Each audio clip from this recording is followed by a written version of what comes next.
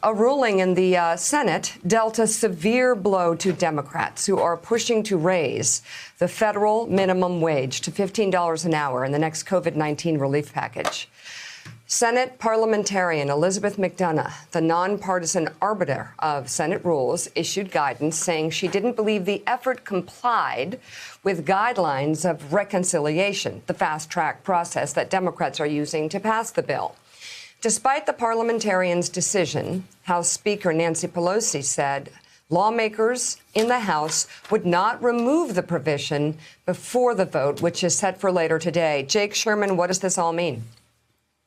Well, it means that there won't be a $15 minimum wage, at least in the immediate. It means Nancy Pelosi's move is smart on her behalf because she has a big caucus full of progressives who want to see this policy and who don't much care about the fact that the Senate is not going to be able to pass it. They want to pass it. They want to vote on it. It's very popular in the Democratic caucus, has almost unanimous support, number one. Number two, I just think, and we pointed this out in Punchbowl News this morning, I think this becomes one of those legislative issues that seeps its way into literally every legislative debate from here on out. This is, in the way Democrats see it, a widely and broadly popular provision. The minimum wage hasn't been raised in some time, and they're going to keep trying to find ways to do it.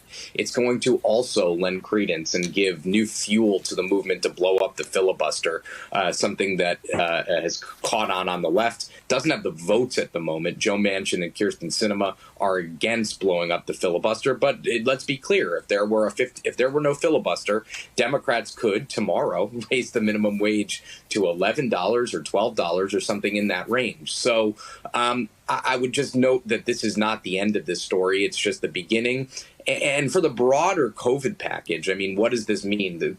Joe Biden wants to pass a $2 trillion bill by March 14th. That is, just a couple weeks away. A very, very steep hill to climb. They're going to have to move quickly, and they're going to have to move efficiently. And now that the $15 minimum wage is out, will they be able to pass this through the Senate?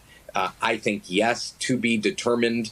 Though now Joe Manchin and Kyrsten Sinema have very few excuses to vote against this package. So, Jake, if you listen to his public comments for the last month or so, it's clear that President Biden even himself suspected that the $15 minimum wage wasn't going to end up in this package. So if they peel that off as a separate piece of legislation, you started to answer the question. But even with that, Republicans don't like a lot of the other stuff that's in the $1.9 trillion package. So how do they push this through? Do they get Manchin and Sinema on board just without the minimum wage and finally, before that March 14th deadline, get this money out to people? Yeah, that's exactly what they do, Willie. They move this package without the $15 minimum wage. And frankly, I think on the minimum wage provision, it is certainly possible to pass an increase of the minimum wage with Republican support. I just don't think it'll be at $15. Nancy Pelosi remembered yesterday. I mean, I think this is when you were in Congress, Joe. The minimum wage was increased, I believe, in 2001, in early 2001, and George Bush signed it. It got support on Capitol Hill from both parties. I do think it's possible to get this done. I don't think it's possible to do it at $15. So yes, Willie, the COVID package will likely pass, and it will be on a almost strictly partisan basis. Important to remember, every package in the Trump administration passed with bipartisan support. Now we're in the Biden administration, no bipartisan support. Down the road, a compromised minimum wage package could be in play. Not exactly sure how they'll get that done.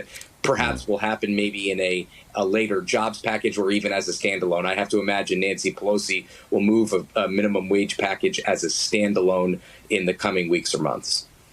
Yeah, well, John Heilman, a lot of Democrats might not like the parliamentarian's ruling, but it certainly makes things far easier now for Chuck Schumer. He's got the votes he needs to pass this COVID bill without any Republicans, and he can still claim it, just like Joe Biden can still claim it, to be a bipartisan bill, because when 75% of Americans support your bill, guess what?